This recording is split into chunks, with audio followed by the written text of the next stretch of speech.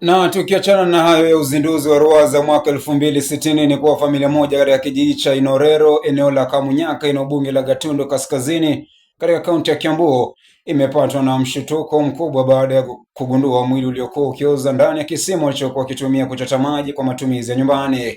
Kulingana na ripoti ya polisi, ugunduzi huu wa kutisha ulifanywa na Joseph Muridhi Kinyanjui jana wakati akichota maji kutoka kwenye kisima hicho. Inaripotiwa kuwa Muridhi alianza kuhisi kuna jambo lisilo la kawaida baada ya ndoo aliyokuwa akitumia kukwama kwenye kitu kilichoonekana kuwa kizito chini ya kisima. Kisha alitumia tochi kuchunguza kisima hicho na kuona kitu kilichoonekana kuwa mwili wa binadamu uliokuwa ukioza.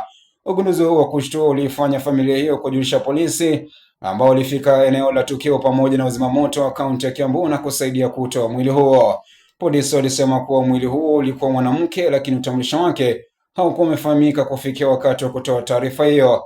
Mwili huo ulipelekwa katika hifadhi ya maiti ya General Cargo mjini Thika, ambapo unasubiri kutambuliwa na kufanyiwa uchunguzi zaidi. Polisi wameanzisha uchunguzi ili kubaini mazingira yaliyosababisha kifo cha mwanamke huyo, jinsi mwili wake ulivyofika ndani ya kisima hicho na vilevile utambulisho wake.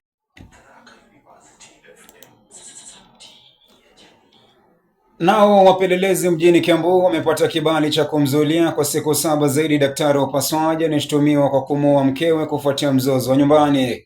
Dennis Masoba Nyambane mwenye umri wa miaka 36 na daktari wa upasuaji katika hospitali ya Kiambu Level 5 anatumiwa kumchoma kisu mkewe Mary Mwende Mutie mwenye umri wa miaka 30 kwa kutumia kisu cha jikoni katika nyumba yao ya kupanga iliyoko Buscaded Plaza, kaunti ya Kiambu. Polisi wanasema Mwende alifariki dunia papo hapo na kumwacha mtoto wa kiume mwenye umri wa miaka 3 ambaye kwa sasa anapitia msongo wa mawazo kutokana na tukio hilo.